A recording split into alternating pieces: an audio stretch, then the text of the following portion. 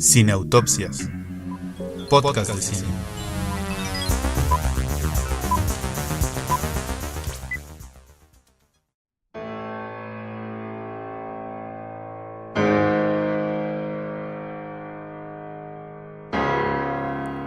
Queridos podescuchas y videoescuchas de Cineautopsias, muchas gracias por haber escuchado nuestros primeros 16 episodios y compartir con nosotros toda esta pasión por el cine. Estamos muy contentos de comenzar con este episodio número 17. ¿Y cómo estás, Alberto? Muy bien, Julia, muy contento, como bien lo has dicho. Un nuevo episodio, una nueva aventura y a ver qué nos depara el destino en esta grabación y en este video podcast. Y bueno, como la verdad es que para el día en el que estamos grabando no hay mucho en cartelera, no hay mucho que ver, desafortunadamente. Decidimos irnos hacia atrás en el tiempo y les vamos a comentar 3 grandes clásicos del cine mundial. Alberto está tan emocionado por la aventura que nos espera en este episodio que dijo 3, pero en realidad son 4. Es verdad. 4 grandes clásicos del cine de los 20 y solo una, ¿no? De la década de los 30. Y bueno, un poco el motivo por el cual hacemos esto es porque tienen la posibilidad de ver estas películas muy fácilmente a través de Filmin Latino, que ya en otro espacio les estaremos comentando más al respecto. Así es una recomendación que les vamos a hacer en nuestro otro segmento, que es Cineautopsias Recomienda. Pero por lo pronto las películas que vamos a comentar en este episodio son... Vamos a comenzar con el siempre clásico El Gabinete del Dr. Caligari. Luego vamos a hacer Nosferatu junto con... M, o El Vampiro de Düsseldorf. Así es, y vamos a terminar con el gran clásico del cine alemán, que es Metrópolis, de Fritz Lang. Si ya las han visto, este es un buen pretexto para volverlas a ver. Si no las han visto, le ponen pausa, van a Filmin Latino o a internet o a donde sea que tengan que ir, las ven, porque es una gran decisión de cualquier día ir a verla, y regresan con nosotros para escuchar estos comentarios. Gracias querido Lázaro y querido público. Y ¿sí? La verdad es que son 3 películas. 4 películas. ¿Cómo están? Buenos días. Bueno, a lo Perdón, mejor yo no es la emoción 3. de la aventura, pero sí. Bueno, la verdad es que son 4 películas que no solamente aquellos que somos amantes del cine hemos visto, sino que de verdad dense la oportunidad de verlas, aunque sea cine que ya está muy viejo. Pero justo les vamos a platicar en este episodio por qué es importante volver a los grandes clásicos. Sí. Así que sin más, y comenzamos.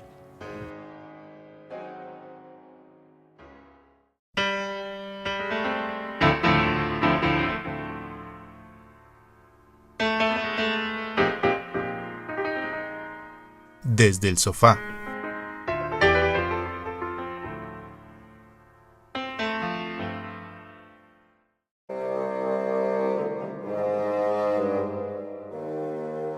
Con un extraordinario relato en el que es difícil distinguir realidad de ficción, El Gabinete del Dr. Caligari nos cuenta la historia de Francis, un chico que entre la cordura y la locura debe tratar de buscar al asesino de su amigo Alan y al responsable de secuestrar a su prometida Jane. El candidato más probable es el temible Dr. Caligari, un sonambulista capaz de controlar a otros para cometer sus crímenes. Una joya del expresionismo alemán, este es un clásico imperdible que nos habla sobre las peligrosas figuras de autoridad, la violencia institucional y la locura.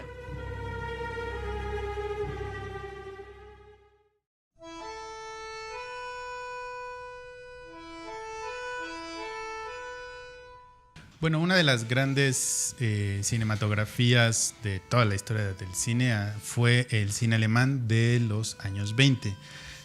Los inicios, el 20, el 30, que en realidad también coincide con los inicios del cine.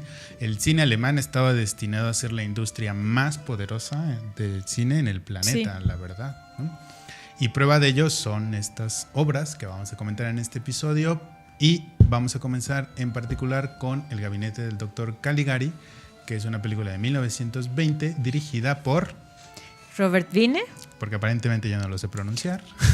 Imaginen que aquí hubo una escena de discusión, ¿no? Anteriormente, pero se las ahorramos. Exacto. ¿Y por qué nos gusta tanto El Gabinete del Dr. Caligari?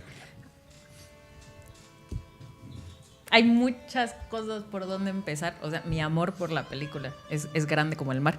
No, ya en serio, la cuestión aquí es... No, de veras me encanta la película. Como el mar. Sí, o sea, me encanta por muchísimas cosas. Quiero empezar con lo visual.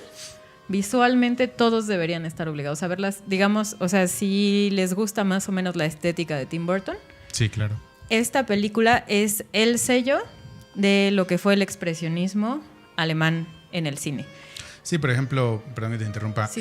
Frankenweenie y El joven manos de tijera Sí. son herederas directas Sí, del sí, expresionismo alemán. O sea, Tim Burton se basa mucho. Entonces, si les gusta cómo se ven las películas de Tim Burton, ese estilo estético que ya es un sello de ese director, gran herencia de eso comienza con Caligari. Y bueno, por supuesto, muchas fueron decisiones artísticas, pero no todas, ¿no? En realidad se trataba como de un espacio muy pequeño en donde estaban filmando. Sí. No había luz natural, así que tuvieron que pintar. No sé, ustedes imagínense que en la escenografía pintaban los rayos de luz, porque no había luz natural, ¿no? En donde estaban filmando. Y pintaban las sombras también en la escenografía. Entonces, ustedes imaginen que todo el pueblito en donde ocurre esto, todos los edificios son como puntiagudos, sí, oscuros, las calles tienen como una forma de espiral, las sombras y la luz son parte, ¿no? de la pintura que está detrás, de telón de fondo. Y entonces visualmente es espectacular, más porque, digamos, refleja el horror, ¿no? Sí. Como la paranoia y la vulnerabilidad de los personajes están visualmente expresadas en la escenografía. Y además esa es una de las cosas que hay que destacar, porque esa escenografía clara y redondamente se ve que es totalmente artesanal. Sí, sí, que sí, fue hecha sí. a mano, que es madera cortada, Sí. bien medida. Y además, con ese, a pesar del espacio tan reducido que tenían para filmar, gracias a ese trabajo artesanal, logran profundidad. No, claro. Porque hay sí, sí, como, hay escenas en las que hay como 3 niveles de campo visual. sí. Sí. Está Como el distancia, trasfondo, ajá. Sí. Y lo logran con sus manitas, no con No. efectos digitales como estamos acostumbrados. Y se ahora. ve muy claramente que las sombras están pintadas, Sí. o sea, y se ve muy claramente, o sea, y cuando les digo es igual y podría parecernos muy burdos esos trazos, Sí, pero por en realidad supuesto. construyen toda la atmósfera, o sea, sí es una gran joya visual. Entonces ahí es donde yo empezaría a explicar por qué amo la película. Y mira, también hay una cosa, cuando uno está viendo estas películas hay que considerar que probablemente fue para una persona la primera película que vio. Para Sí, nosotros sí, es sí, ya sí. común ir al cine, la televisión, la imagen, pero para Sí. una persona de 1920 probablemente Sí. era la primera imagen en movimiento que veía en su vida. Y entonces sí. mostrarle precisamente ese juego de blancos y negros, de grises, ¿no? Mostrarle los personajes de los que ahorita les vamos a hablar, debió haber sido un gran impacto para ellos. Seguro, más porque les digo, no pretenden ser realistas, ¿no? Digamos que el expresionismo es esa cuestión de tratar de reflejar el estado interno, el conflicto interno de los personajes en algo visual. Entonces no tiene por qué parecer un edificio normal, de hecho a No. propósito no lo parece porque tiene que reflejar esa angustia que van a vivir todos los personajes. Entonces ya solo por lo visual, les digo, es como algo imperdible. En general, como era un espacio muy pequeño, también colocaban la cámara en ángulos totalmente nuevos, que también es algo Sí, que también. vamos a discutir en Nosferatu con Murnau. Pero los ángulos de la cámara, las luces, las sombras, la escenografía, es una joya. No pierde cierta esencia teatral que Claro. tenía el cine en esa época, como Sí. en las películas de Méliès. Podemos ver todavía Sí, ciertos sí. rasgos teatrales, pero el conjunto tanto de la escenografía como de la iluminación, como de la historia, crean un lenguaje completamente nuevo Sí. y un lenguaje que no se había visto hasta Sí, ese y además momento. es su propio mundo, ¿no? O sea, te da como, digamos, se supone que es el reflejo de cualquier pueblo alemán, ¿no? Y de hecho todas las que vamos a comentar ocurren en pequeños Sí. pueblos en donde el enemigo es como esta figura omnipresente pero que no está clara. Y entonces, bueno, realmente, visualmente, estética y artísticamente es una joya de la historia del cine y de todos los tiempos. Entonces, empecemos por ahí para una de las razones para que la vean. Sí, y yo insistiría en la parte de que cuando vean estas películas, recuerden que probablemente es la primera película que alguien vio en su vida y el impacto que le pudo haber causado, porque historias de terror, fantasmas, Claro. monstruos ya existían en la literatura. Pero dicen que aún así, en la literatura, pero dicen que esta es como la primera película de terror, ¿no? También Claro, porque te considerada así. muestra un malo, te muestra un fantasma, te muestra un monstruo. Y a lo mejor al leer la novela tú como que te puedes quizá evadir de Sí, sí, cómo sí. es el malo, pero ahí te lo están presentando de cuerpo entero y no lo puedes quitar de tu mente, no lo vas a poder Sí. ya quitar de tu cabeza la imagen de el malo. y por Sí. eso es que resultaba tan impactante ver esta película, ¿no? En esta Ahora, época. y justo porque lo dices, bueno, seguro fue la primera película que alguien vio. Tal vez podemos ya comenzar por ahí Sí, sí. a explorar los personajes y sobre todo muchos temas de la trama que queremos tratar. Un poco como advertencia, tal vez no lo sé, la primera vez que yo la vi, esto no le tiene por qué pasar a todos, pero la primera vez que yo la vi no entendí nada. Llegó al final y dije, ¿qué? ¿No? O sea, de veras no supe qué pasó. Porque, a ver, va a tener uno de los giros de tuerca más innovadores Sí, y sí. extraordinarios también de la historia del cine. Es un gran final, ¿no? No sé si lo vamos a revelar. No. Pues yo creo que sí, digo que sí, 1920, perdónenos. vamos, ya es Pero ¿qué tal pereza que nadie visual lo ha si no lo han visto? visto.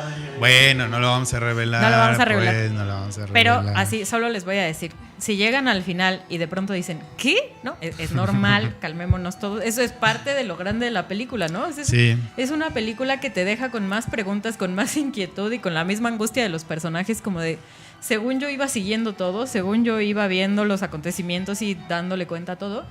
Y es muy buena también en eso, o sea, narrativamente, Sí, es un no gran solo guión. no le sobra nada, sino que llega al final y te sorprende muchísimo. Sí te puede dejar como perplejo de qué pasó, entonces sí entendí, no entendí qué, pero creo que es un gran logro de la película también. Sí, hacer para eso. mí es lo mejor de la película, el final, Imagínense. entonces Que no les ya estamos que vendiendo. no la voy a poder contar. Porque ustedes la van a ver y luego nos van a escribir los comentarios. Ya la vi, ya vi el final. Y lo discutiremos. Muy Pero bien. sí es para no arruinarlo. Pero ¿por qué no comenzamos con los temas que queremos tratar? Justo eso, Iba. Vamos a comentarles unos de los aspectos sociales con relación a la película, porque de hecho, entre muchas otras cosas, como de las que ya hablamos, de las cuestiones artísticas y de la técnica y tal, otra de las cosas por las que ha pervivido todo este tiempo es por los múltiples análisis sociales Sí. y políticos de las que ha sido efecto. No los vamos a aburrir con tanto análisis, solo les vamos a apuntar ahí algunos temas, y el primero de ellos, y que a mí me llamó la atención, es que la autoridad, la policía en este caso, no ayuda para nada. Es No. simplemente una especie como de, sí, figura de autoridad, pero no tiene ninguna No es injerencia eficaz. Ajá. en la resolución de los crímenes que se cometen en este pueblo alemán. Sí, y la cuestión es, mientras que la policía no juega ningún papel, lo que sí va a importar mucho es el retrato de la autoridad, ¿no? Porque es Sí. como el gran tema que está detrás de ahí. Porque, a ver, ustedes imaginen que tienen la posibilidad de hacer una crítica social fuertísima, pero lo hacen de manera metafórica, ¿no? O sea, no van a estar diciendo tal cual lo que quieren criticar, pero me parece que de manera extraordinaria lo que van a estar diciendo es, imaginen cómo una autoridad enferma de poder y de locura y de querer apoderarse de la voluntad de los demás, cómo eso puede ser utilizado por estados, por gobiernos, para entrenar gente como militares, para usarlos como meros cuerpos, como Sí. sonámbulos, para que cometan los crímenes por ellos, ¿no? Entonces no es difícil ver, pues eso, una crítica al aspecto bélico, ¿no? De los gobiernos. Además es Alemania después de la Primera Guerra Mundial. Hay una gran desconfianza en el gobierno de... Exacto, sí. No les importa si tú como soldado te mueres en la guerra peleando sus intereses, no les importa. Y entonces... Y eso es caldo de cultivo para otros males sociales, porque por Sí. ejemplo hay una persona que quiere aprovecharse de esta ola de asesinatos, ¿no? Para cometer él su asesinato y que le echen la culpa al verdadero asesino. Y entonces la gente toma esto como la respuesta fácil y decir, bueno, este ya es el que encontramos que casi iba a matar, entonces es el responsable de todos los demás asesinatos. Sí, sí, sí. Y al no haber una confianza en el gobierno, no haber una intervención de la policía, el verdadero criminal sigue suelto. Sí, o sea, se da un problema de chivos expiatorios muy fácil y que además eso también es un punto más o menos en común con las otras películas Sí, que vamos a sí, sí. discutir. Y les digo, a ver, solo porque comencé por el final y ahora voy por el inicio, les decía, es una metáfora porque hay estos dos personajes, el doctor Caligari, ¿no? Que es el que aparece en el título de la película, y Césare. Y entonces la situación es que este doctor Caligari tiene en su poder un libro con el cual sabe cómo aprovecharse de un sonámbulo, Césare, para cometer asesinatos, ¿no? Entonces... Sí, para forzarlo a cometer actos aborrecibles que despierto no podría cometer. Y que además no podríamos imputarle responsabilidad, ¿no? O sea, incluso si estuviéramos haciendo un juicio, ¿qué responsabilidad tiene César si en principio, ¿no?, es un sonámbulo que no se da cuenta? Y ahí tenemos dos grandes temas también que se han analizado de la película. Por un lado, la relación, esa delgada línea entre la ciencia y el misticismo. Sí. Es 1920, un poquito de psicología, un poquito de medicina forense, pero también la cuestión de si el sonámbulo es como un fantasma o es, no sé, a lo mejor hasta como un vudú. Entonces se combina en la película esos dos temas, ciencia y misticismo, ¿no?, que todavía están de la mano. Y la cuestión del sonambulismo, que también ha sido interpretado con más o menos precisión, más o menos rigor, como una premonición del nazismo. Sí. De hecho, a quien le interesa este tema, que es muy interesante, está este libro de Krakauer que se llama De Caligari a Hitler. Y es un poco así, efectivamente, Hitler como esta figura del político, de la autoridad, que igual que Caligari, quiere manipular la voluntad de sujetos que como sonámbulos van a ir a cometer sus crímenes, ¿no?, como un poco sin darse cuenta. Y a ver, esto va a ser un gran tema también de discusión en la filosofía política, por ejemplo con Arendt o Gunther Anders, ¿no? Y entonces de cómo no se necesita ser un gran villano para ayudar a cometer crímenes, como César, como sonámbulo, como todos los ejércitos que cometieron atrocidades en la Segunda Guerra Mundial en nombre de Hitler, ¿no?, por ejemplo. Sí, claro. Y en este momento agradecerle a Carla, que de hecho es una especialista doctora en estos temas, a quien le mandamos muchos saludos, y a Mauricio también. Y la cuestión es, efectivamente, premonición del nazismo, Arendt, Anders, para decir, ahí estaba ya la semilla de un descontento alemán que iba a saber ser aprovechado por una autoridad violenta. Entonces no les contamos mucho de la película, pero lo mejor es que la vean, que la disfruten, que no se espanten si en la primera vista no la entienden, la vuelven a ver. Sí, claro. Y la verdad es que está en muchos otros lados porque ya es una película de dominio público, entonces seguro muy fácilmente la van a encontrar por aquí, por allá, y como ya les habíamos dicho, pronto se los recomendaremos en un lugar en particular. Entonces, bueno, eso fue El Gabinete del Dr. Caligari, que esperemos que la vean y que la disfruten tanto como nosotros. Sí.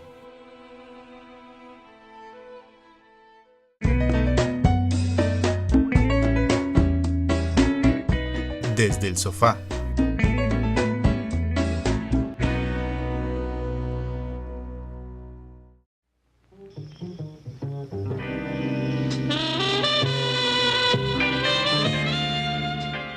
Dos clásicos del cine alemán, Nosferatu de Murnau y M de Fritz Lang, nos presentan, cada una a su manera, un escenario similar.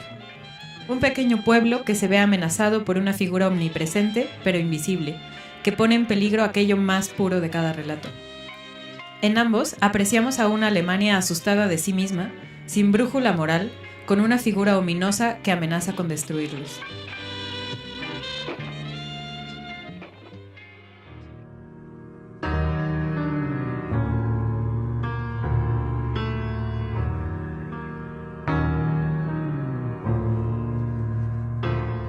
Dos películas más que muestran la genialidad del cine expresionista alemán de los años 20 y de los años 30, antes de la desafortunada Segunda Guerra Mundial, son M, El vampiro de Düsseldorf, como lo pusieron en algunos países, y Nosferatu.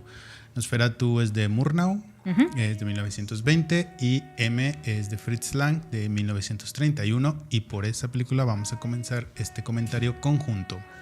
Y bueno, son como los dos directores pues más importantes de esa época, ¿no? O sea, son como los que marcan un antes y un después. Y a ver, en realidad son películas que tienen algo en común, que es el tipo de atmósfera que quieren retratar, ¿no?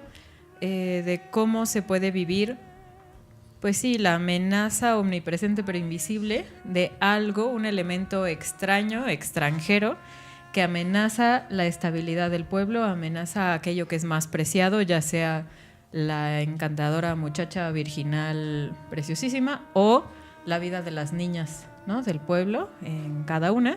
Entonces vamos a comenzar con M, de Fritz Lang. Y a ver, esta película tiene muchas cosas muy interesantes y muy buenas, y tal vez deberíamos empezar por la siguiente advertencia. Si ustedes ven el título y dicen M, el vampiro de Düsseldorf, y esperan una película de vampiros, pues no va a haber un vampiro, ¿no? Entonces ustedes van a llevar 1 hora y media y van a decir, ¿y el vampiro? Y no, esa es la primera advertencia, ¿no? Okay. Es una película de vampiros, así que ¿por qué se llama así? ¿O por qué le dieron ese título? En realidad está basada en un caso real, ¿no? Es muy curioso porque las películas que elegimos también en el gabinete del doctor Caligari, había este elemento de, bueno, sí había habido como este caso, ¿no? De habrá sido el asesino, ¿no? Se dio un caso así en la vida real. En M ocurre lo mismo, digamos, hay un pequeño pueblo en Alemania en donde hay un asesino serial que está asesinando a todas las niñas del pueblo. Eso lo retoman y el caso de la vida real, ese asesino serial, así como Jack el Destripador, bueno, pues en este caso el asesino serial se llamaba o se le apodó el vampiro de Düsseldorf. Entonces esa es la razón por la cual la película se asoció con este nombre. Sí, suena más como a un gancho comercial. Es como un gancho comercial y es como esta figura, ¿no? Como de, una vez más, amenaza, porque les digo, sí tiene como ese elemento en común de la amenaza externa que viene a matar aquello que es puro en esta sociedad. Porque la M es de murder, ¿no? De asesino, sí. Entonces, pues bien a bien, la M se explica porque efectivamente la película trata de un asesino serial, de encontrarlo y de qué vamos a hacer para ello. Y esa primera advertencia, no hay vampiro en la película, hay un asesino serial. Pero una cosa que es muy interesante rescatar de la película, que también podría leerse como una especie de ensayo, tratado, exploración de la psicología del mal. Sí, y es muy buena. Y es que creo que imaginen a los alemanes de entreguerras, ¿no? O sea, después de la Primera Guerra se va a gestar el nazismo, va a llegar la Segunda. Quieren explorar quién es el malo, si pueden confiar en la autoridad o no, si la amenaza es externa, o sea, el extranjero, ¿no? Porque en el pueblo alemán, pues, ¿quién va a ser el asesino, no? El alemán claramente no. Claro. Entonces, en realidad está esa preocupación efectivamente por el mal. En este caso, pues sí, no es sorpresa de nadie. Creo que no estoy haciendo un spoiler como en el caso de Caligari.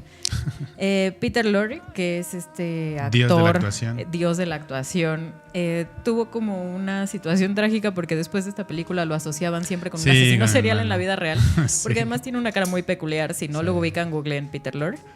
Y pues sí, no, o sea, tenía una cara muy simpática el hombre. Entonces, bueno, desafortunadamente no lograban separar en esa época mucho al actor del personaje y en la calle creían que sí era un asesino, ¿no? de niñas. Pero algo que es muy interesante con lo que acabas de decir está este asesino serial y, como podrán haber adivinado, lo atrapan, ¿no? Y ahorita llegamos un poco a cómo lo atrapan. Y la cuestión es que él dice, no lo puedo evitar. Efectivamente. No puedo hacer otra cosa. Yo no es que quisiera hacerlo, no lo hacía por maldad, es como un impulso. Cuando me doy cuenta ni siquiera me acuerdo bien de lo que hago. Hay algo así como animal que se apodera de mí y lo hago. Y estoy muy arrepentido. Y ahí imaginen al pobre Peter así arrodillado, humillado. Yo no quería hacer nada, ¿no? Llorando por su vida. Y ese es el asesino serial que mata niñas, ¿no? O sea, el que está llorando por su vida, pues.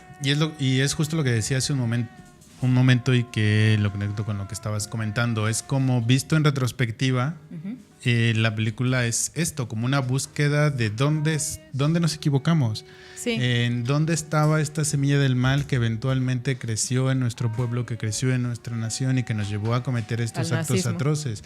Quizá alguien nos hipnotizó y nos convirtió en sonámbulos, quizá ya lo teníamos dentro de nosotros y no lo podíamos evitar. Sí. Y por eso son tan importantes estas películas, porque no es que sean premonitorias, ni mucho menos, porque nadie podía ver Pero vaya, el futuro. Hay una atmósfera y una preocupación que sí es muy claro. O sea, no es, digamos, poner un contexto que no está en la película. Yo creo que ahí está. Y también creo que el tema, o sea, y solo por lo que decías de explorar qué es el mal, que el gran tema también, así como en Caligari está, bueno, César es responsable o no. Aquí también queda la pregunta de si el asesino es responsable o no y hasta qué punto, ¿no? Porque bien a bien, según él, no tiene como la intención de causar daño, o por lo menos no es algo consciente, premeditado, doloso. Y entonces, ¿cómo evaluamos la responsabilidad moral de las acciones, en este caso del asesino serial? Que es un asesino pues muy... Pues, no sé, o sea, es patético en el sentido de que es la palabra, solo es expresión de emociones. Es expresión de emociones y además de algún inconsciente, ¿no? Que también es lo que decías un poco como de esta exploración de lo psicológico, de decir, bueno, es que conscientemente no lo hago. bueno, sí, pero lo haces, ¿no? Claro, entonces, si hay una imputamos acción, hay una responsabilidad voluntad. o no, ¿cómo juzgamos eso? Y sobre todo, ¿quién está dispuesto o quién tiene la autoridad moral para hacer el juicio? Porque algo que es muy curioso o muy interesante más bien de esta película de M es que quienes atrapan al asesino serial y quienes lo juzgan es una banda de criminales, ¿no? Sí, que están hartos de que la policía se meta y haga redadas todo el tiempo para encontrarlo. Así que ellos dicen, para quitarnos a la policía de encima, nosotros nos organizamos y lo atrapamos. Y obviamente los criminales son más eficaces que la policía, una vez más. Y entonces lo atrapan y ellos son los... Pero no cualquier tipo de criminal. No. Le hacen un juicio porque no dejan de ser alemanes, ¿no? Juicio, entonces, claro. Y hay un juicio juez, de la razón. Y tiene un abogado defensor, que es otro criminal, pero y que bueno, lo defiende, es un o sea, se lo asignan, pero lo defiende bien, como de si esta persona no lo quiso hacer, entonces deberíamos cuestionarnos si lo vamos a juzgar. Pero imagínense que son criminales, ¿no? Y de hecho eso se los replica también el asesino. Sí, justo lo que te iba a decir. ¿Quiénes son para decirme para qué, juzgarme? ¿no? O sea, tú estabas matando allá afuera también. O sea, ¿y yo qué? No, pero tú asesinas niñas, ¿no? Pero otra vez es la idea de que no vas a confiar en la autoridad, que el Estado no te va a proteger y que tú tienes que aplicar la ley del más fuerte. Y que podrá ser un jurado y podrán asignarle un abogado defensor, pero la autoridad que está ahí para juzgarte son criminales igual que tú, ¿no? Entonces, es muy fuerte, tiene mucha vigencia política esta película y la discusión que intenta meter, como de, a ver, primero, ¿cómo vamos a ser responsable a alguien que dice no ser muy consciente de lo que hace, ¿no? O ser una víctima de sus impulsos. Y segundo, ¿quién lo va a juzgar? ¿Quién es mejor que él para decir que él es un asesino o el más reprobable de todos? Y, no sé, plantea muy buenas preguntas. De hecho, otro dato curioso que estaba leyendo es que Fritz Lang contrató criminales en la vida real, eran criminales, y entonces atraparon a muchos durante la filmación y entonces se le fueron como 20 a 24 porque estaban ahí filmando. Hombre, luego por eso, entre otras razones por las que huyó de Alemania. No, y además dicen que era bien brutal con sus actores y que al Peter Lorre lo tiró por las escaleras para grabar una de las escenas de la película como 20 veces porque la escena no quedaba. Y que ya cuando le dijo, ¿quieres volver a trabajar conmigo? No, Peter Lorre le dijo, no, gracias, está bien. Pero bueno, esa es como justo la esencia de una Alemania que no tiene identidad después de la Primera Guerra, que está buscando su identidad para la Segunda y digamos, vamos a llegar al nazismo. Sí. Y esa es toda la cuestión, ¿no? Que tenemos jurados compuestos por criminales, juzgando a otros criminales, no hay brújula moral ninguna y hay una manipulación fácil de la autoridad, ¿no? Sea la que ésta sea.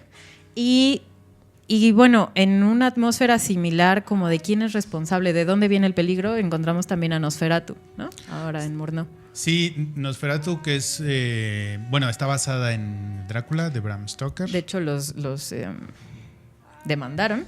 ¿Sí? Y por eso se llama Nosferatu, porque de hecho la viuda de Bram Stoker dijo, me van quemando todas las copias. Y durante mucho tiempo sí se destruyeron todas las copias de Nosferatu. Afortunadamente para nosotros no destruyó todas. Mira. Pero sí les dijo, como esta es una vil copia de Drácula, y por eso es Nosferatu y no Drácula. Bueno, y tiene el subtítulo de una sinfonía de horror. Pero yo más bien le hubiera puesto la inocencia y la candidez de la maldad, porque... Qué bueno que Alberto no estaba a cargo, pero cuéntanos por qué, Alberto. No. Bueno, es que creo que sí hay un tono un poquito más inocente, más cándido a la hora de contar esta historia de terror. Ya. Creo que la mejor parte es justo esto. Es lo que más aterra a Nosferatu es su increíble poder a distancia, su omnipresencia. Sin estar él puede estar en su castillo en Transilvania y apoderarse de la mente de alguien en Alemania. Sí. Y luego cuando en la escena final va a dar el ataque final, que es a la víctima mujer, también primero la controla a distancia con las sombras, ¿no? Entonces, y luego cuando están en el barco y que también va a atacar a los marinos, también la forma en la que se les va apareciendo a los marinos también sí resulta un poco aterradora. Sí. Pero luego lo ves por los campos de Alemania cargando su ataúd. Sí, es una belleza. Lo es. Es súper cómico ver un vampiro cargando su ataúd. Es cómico y una belleza. Es poesía cinematográfica. Pero hay algo que... hace poquito vi un meme, ¿no? Porque ya llegó ese momento del programa en donde les digo, ¿se acuerdan de ese meme? Sí. En donde es como el caballo de Troya y entonces es como yo a mis amigos y les ofreces un caballo, que es como un tema de conversación X y adentro va filosofía, ¿no? Así, sí. Es ese. Y este es ese momento. Porque de hecho, algo que les quería decir es que es muy importante que el vampiro pueda actuar a distancia, sí. Que es una violencia omnipresente, no tiene por qué estar físicamente ahí para poner en riesgo la vida de los demás. Y ha habido análisis muy interesantes sobre el terrorismo y vampiros. Porque hola Lázaro, ¿cómo estás? Buenos días. ¿No? Hay que es que las mañanitas, sí, como a Lázaro le dan miedo a los vampiros, se pone a hacer cosas. Ahí, ay, Dios mío. Muy bien, a ver, entonces. Regresando. Terrorismo y vampiros, Julia. Terrorismo y vampiros, porque bueno, un poco lo que decían es, sobre todo con ISIS, cómo es que gracias al internet puede divulgarse tanto una ideología terrorista y cómo pueden convertir a muchas personas en cualquier país, ¿no? O sea, en Alemania, en España, en Francia, en Latinoamérica, se contagia ese espíritu terrorista y no tiene por qué estar ahí físicamente. El que comete la violencia puede como contagiar y amenazar a distancia. Y entonces es muy, muy, muy importante que la figura del vampiro en Nosferatu sea esta violencia que empieza en Transilvania, pero que no por ello amenaza menos a Alemania. Y si ustedes escucharon una puerta, fue Nosferatu entrando, ¿no? Aquí a nuestro estudio de grabación. Pero sí, efectivamente, otra vez vuelvo a la idea. Probablemente esta es la primera vez que alguien entraba a un cine. Probablemente ya sabía de la existencia de un malo llamado Drácula, llamado vampiro, pero no se lo había representado bien en su imaginación, en su mente, hasta que vea Nosferatu. Sí, sí, entonces, ver esa imagen del vampiro saliendo del ataúd o como apareciendo entre las sombras, debió ser muy poderosa, debió ser muy aterradora, a pesar de que ahora quizá nos pueda parecer un poco, a mí me lo pareció un poco cándido, pero esa escena en donde él puede controlar y matar a distancia, seguro fue aterrador para la gente de la época. Seguro lo fue, ¿no? No, y visualmente es muy impactante, ¿no? Incluso si ahora decimos, bueno, no es el diseño más escalofriante que tenemos, aún así me parece que visualmente es muy impactante, ¿no? Ese Nosferatu. Además estaba leyendo que creo que sale muy poco en la película, pero en el tiempo que sale no parpadea más que una vez, ¿no? Wow. Entonces como esta parte de estar muerto o algo así, ¿no? Como que sus ojos reflejen el terror de algo muerto que va a matarte también. Y yo creo que sí, efectivamente, esa escena en donde está succionando la sangre de la muchacha virginal Ellen, o sea, seguro fue muy impactante en su momento, seguro estuvo censurada por eso y otras razones. Y entonces la cuestión es, son temas que se están preguntando políticamente muchas cosas, pero que lo están haciendo por medio de metáforas, ¿no? Como el vampiro, como un jurado de criminales. O sea, son dos películas que son una joya total, que vale mucho la pena verla, pero creo que podemos encontrar temas filosóficos, políticos, que son radicalmente vigentes para mal el día de hoy. Y que definitivamente las dos son visualmente como muy, bueno, nos pueden parecer muy tiernas, pero también son muy, muy buenas. Y bueno, puntos en común con las otras películas, la cuestión de que, bueno, aquí en Nosferatu la gente cree que hay una peste. Ah, claro. Entonces solo dan como la salida fácil, ¿no? Y un chivo expiatorio. Un chivo expiatorio. Y también hay una línea delgada entre la ciencia y lo místico, porque hay por ahí un científico que está haciendo como unos paralelismos con las plantas carnívoras, ¿no? Entonces también hay esa delgada línea. Pero a mí lo que más me gusta de Nosferatu es su desfachatez como personaje. La primera vez que ve el retrato de la muchacha joven virginal, le dice, qué bonito cuello tiene su esposa joven. Ay, sí, es bellísimo. Por favor, qué bonito cuello. Pero es un gran halago, imagínense que lo primero que digan que es un gran cuello, o sea, es un gran halago, venga de un vampiro o no venga de un vampiro, es un gran halago. No, a ver, es preciosísima. Qué bonito cuello tiene su esposa. Y claro, de ahí nos viene solo, porque si alguien tenía la duda, y con esto cerramos, de ahí viene también de Nosferatu, la idea de que los vampiros se mueren con la luz del día. O sea, eso no existía como, digamos, en el imaginario del vampiro. Y justo es por Murnau el que tengamos ahorita esta idea preconcebida de los vampiros no pueden salir a la luz del sol. Entonces, no sé, es un mito fundacional, ¿no? Esta película, véanla si no la han visto y vuelvan a ver si ya la vieron y díganos qué les parece. Pero bueno, mientras nos vamos a la siguiente película. Vámonos.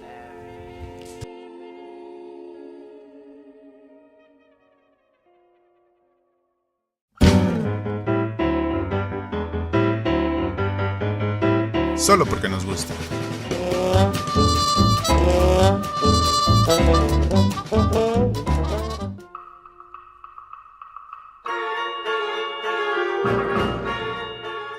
A partir de una premisa atemporal, que entre el cerebro y las manos el corazón debe ser el mediador, Fritz Lang y Thea von Harbo crearon una ciudad también atemporal, fascinante, cosmopolita, pero aterradora y que presagió nuestro tiempo actual. Una ciudad en la que la eterna lucha entre la ambición individual y el bien común debe ser resuelta para siempre. Esa ciudad es Metrópolis.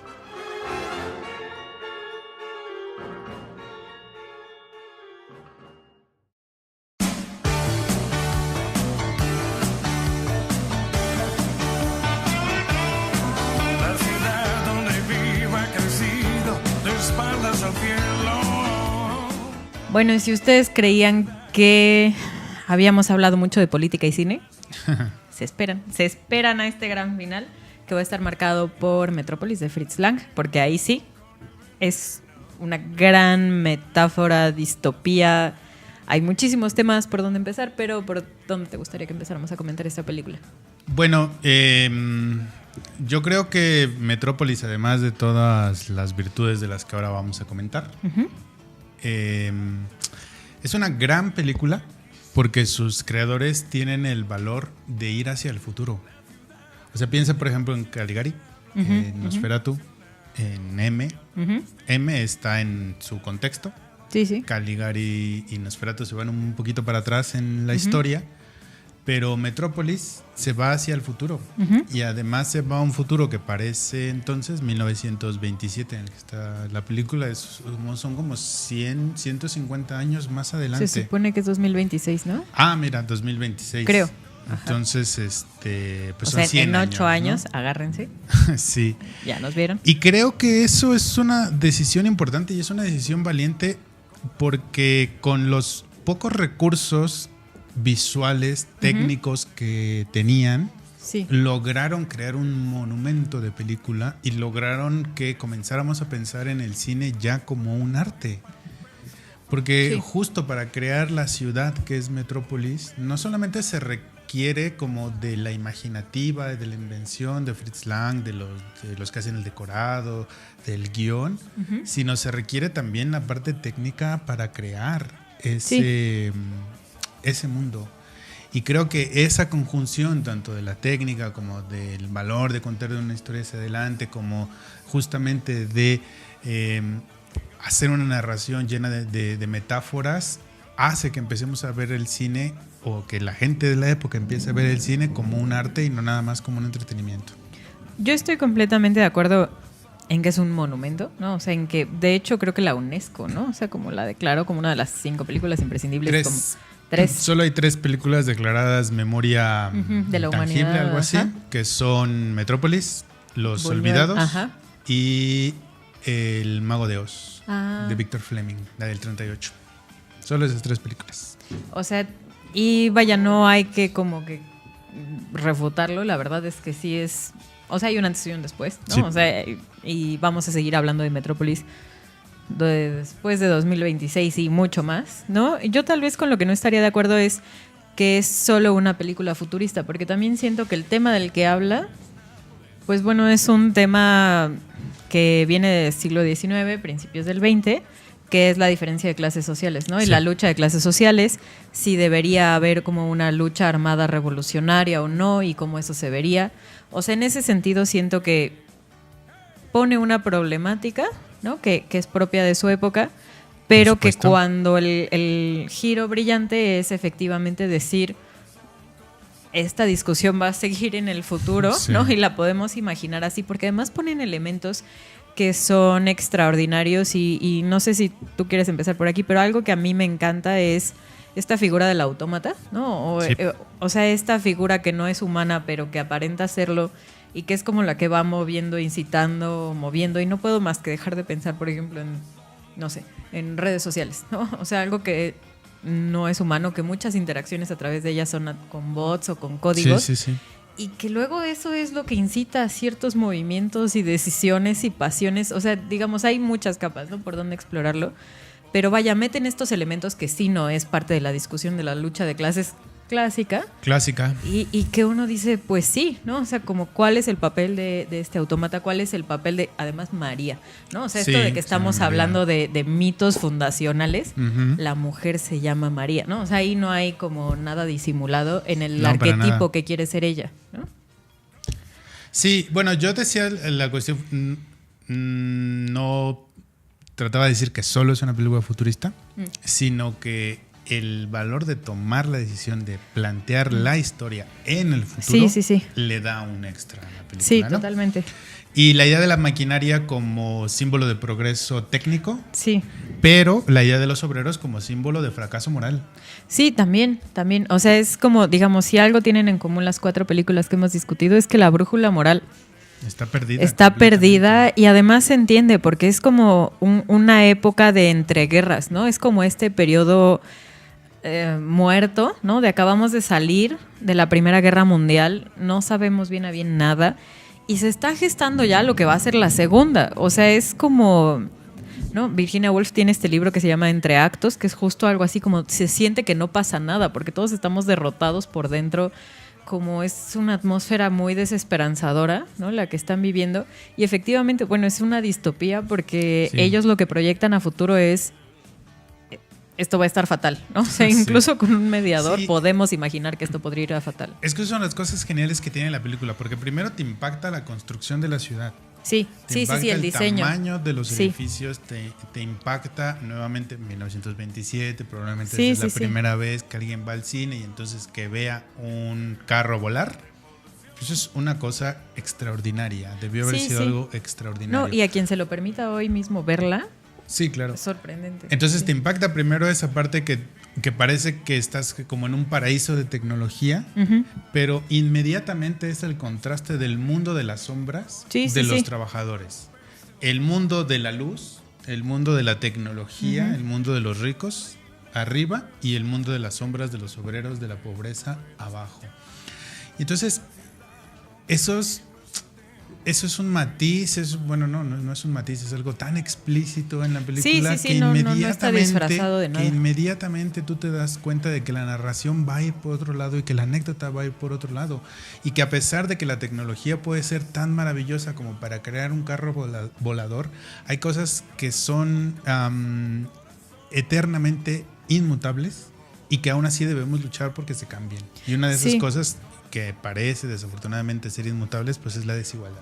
Sí, y que es justo, o sea, es brillante por muchas cosas, pero digamos, si una de las lecciones invaluables que nos da Metrópolis es que te obliga a preguntarte efectivamente, tú ves este mundo de maravilla, ves esta tecnología y lo más fácil es quedarte con el espejismo, quedarte con Sí. el mundo de arriba y decir, pues es fantástico, y nunca preguntarte qué hay detrás, ¿no? Y es dolorosamente cercano porque, a ver, todos estamos familiarizados.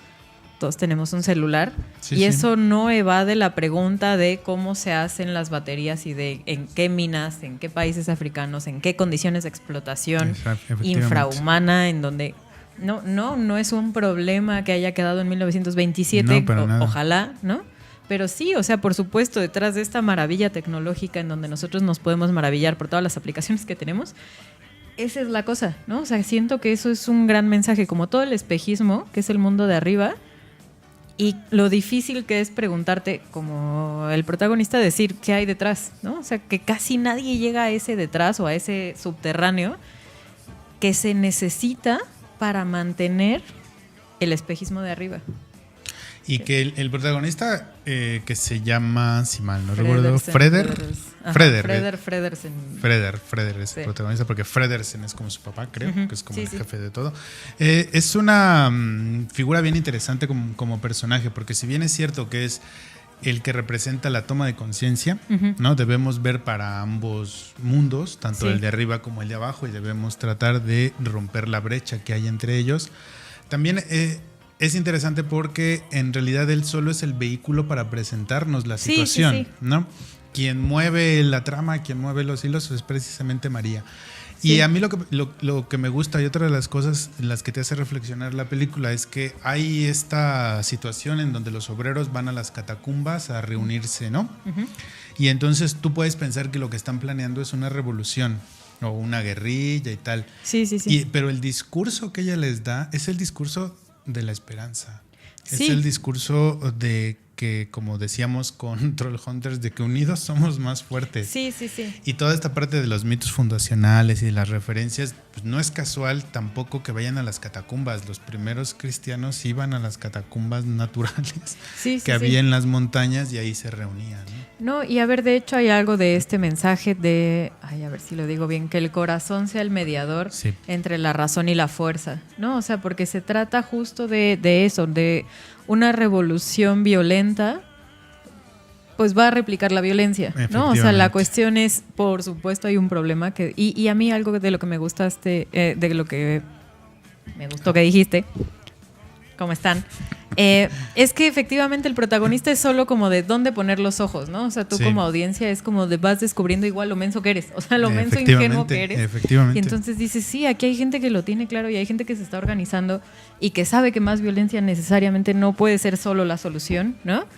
Y por eso es muy buena esta mezcla de algo tiene que mediar entre razón y fuerza, ¿no? O sea, creemos que una sociedad civilizada, y digo sobre todo alemana, la razón, ¿no? Y el trabajo, como herencia protestante, el trabajo es el que, ¿no? No es por nada, pero por eso afuera de Auschwitz se decía que el trabajo nos va a hacer libres. O sea, tienen una tradición de creer que el trabajo es, ¿no?, importantísimo y que la razón está por encima de todo, y eso no es suficiente, pues. Es que eso es lo que tiene genial la película, porque te digo, te puedes ir un poco con la parte de la tecnología y creer que eso es lo que te va a liberar, y la película te está diciendo, oigan, no, desde hace miles de años sabemos que la salida no es por ahí.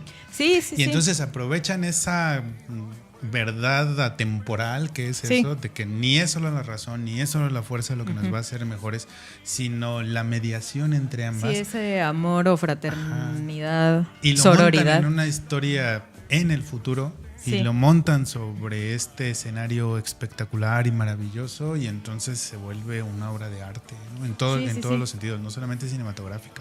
Sí, o sea, realmente también tiene muchísimo para trabajar, ¿no? O sea, temáticamente, una vez más, hay una crítica social, hay un planteamiento distópico que tiene muchísimas aristas, ¿no?, como para analizar. Y que lo que me gusta mucho es, necesariamente te hace que voltees a ti mismo, ¿no? Como a verte y decir, yo les digo, es como estoy igual que el protagonista, que ni me lo había pensado, o que me quedo en el espejismo, porque uno no ve, o sea, algo que es muy interesante es que uno no es consciente de los privilegios que tiene hasta que te das cuenta de que son privilegios. O sea, el protagonista no sabe que es un súper privilegiado, y de pronto se da cuenta de cuánto sufren otros para que él tenga esos privilegios, y que los privilegios sean invisibles y que te mantengan como en esta burbuja. No sé, es que es como una precisión quirúrgica el cómo lo muestran, no sin querer adoctrinarte, pues sin querer darte una moraleja moral de a ver, cállate y siéntate y piensa. No, o sea, es lo estremecedor de la película es que necesariamente regresas a ti mismo y dices, igual y yo no he visto mis privilegios invisibles. Igual y tengo que abrir los ojos, ¿no? Sí, o sea, es una película que necesariamente te regresa a ti mismo, y por eso es que sigue siendo un hito del cine. Como pocos, ¿no? Yo creo. Sí, como pocos realmente. Y hay esta escena que es icónica a lo largo de la historia del cine. Ustedes seguramente ya la han visto, no se enojen, persianas. Ustedes ya la han visto, que es la transformación del robot, del científico Rodwell en María. Es extraordinaria. Es de unos efectos visuales y que además justo ese es una mensaje, imagen clásica. O sea, de esa transformación de lo no humano en algo que vaya, solo va a causar como más ruido, o sea, que está ahí como para desacomodar más las cosas, ¿no? Entonces es como el progreso mecánico o autómata no es la solución, ni puede ocupar el lugar ni de María ni de nadie, ¿no? Y ponerlo en ese lugar va a hacer que desacomode más las cosas o que irrumpa más en el orden, pues. Sí, Metrópolis es una película que está en el inconsciente colectivo de la humanidad. Si no la han visto, ahora que la vean se darán cuenta que ya la han visto en muchos lugares. Sí, aunque sean videos de Queen. Aunque sean videos de Queen, por ejemplo. Sí. Pero está en el inconsciente colectivo de la humanidad precisamente por ser una obra maestra. Y nosotros estuvimos muy contentos de comentarla y compartirla con ustedes. Sí. Y en cuanto la vean, por favor, coméntenos, compártanos su reacción. Sí. Y vámonos a lo que sigue.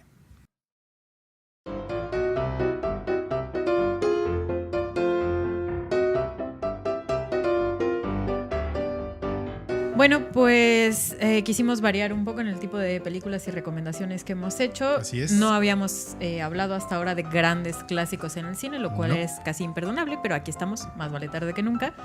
Y si ustedes quieren que hablemos de algún clásico en particular, recuerden que nos pueden dejar comentarios tanto en Twitter como en Facebook. Ahí estamos como Cine Autopsias. Búsquenos, denos like y pídanos películas clásicas que quieran. De todas formas vamos a comentar más clásicos. O sea, sí, esto va a ocurrir, formas, ¿no?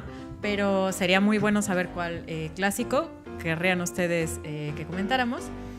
Y también nos pueden dejar sus peticiones en nuestro canal de YouTube, que también es Cine Autopsias. Suscríbanse. Algo tiene que ser con la campanita. Ustedes háganlo. Suscríbanse. Y Lázaro, ven, es preséntate. Un que alguien te vea, especial. El que nos grita, el que pone videos ahí detrás de la cámara. Pero no, ya es su cara, ya no hay más. No quería revelar su identidad secreta. Unas palabras, Lázaro. No, sí, quiero decir que un saludo para todos. Una de mis señas. ¿Quién sabe? Aléjense del micrófono, aléjense. Muchas gracias, Lázaro, por la gracias. el cuchareo de este episodio y de todos los anteriores. La magia detrás de Cine Autopsias. Nada más y faltaba menos. Todo por el gusto y no por el gasto. Exacto, Lázaro. Muy bien, ¿algo más, Julia? El que sabía que los camotes son tubérculos. Sí. Este hombre. Son tubérculos. Así es. Gracias, Lázaro. ¿Sí? Ya se apagó la cámara. Okay. Gracias, igual. ¿Cómo están? Bien, yo también. Y luego. Entonces, ¿sigo o ya no sigo? No sé. Seguimos grabando. ¿Sí está grabando? Sí. ¿Se me están grabando? Y es el técnico, Perdónenlo. No sabe cuándo la cámara está prendida o apagada.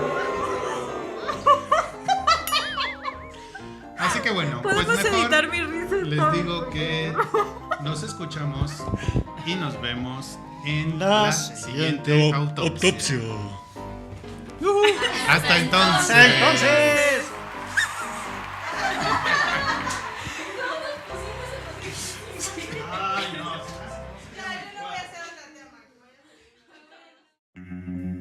Este programa fue conducido por Julia Muñoz y Alberto Ruiz. Postproducción, Lázaro Moreno. Idea original, Alberto Ruiz.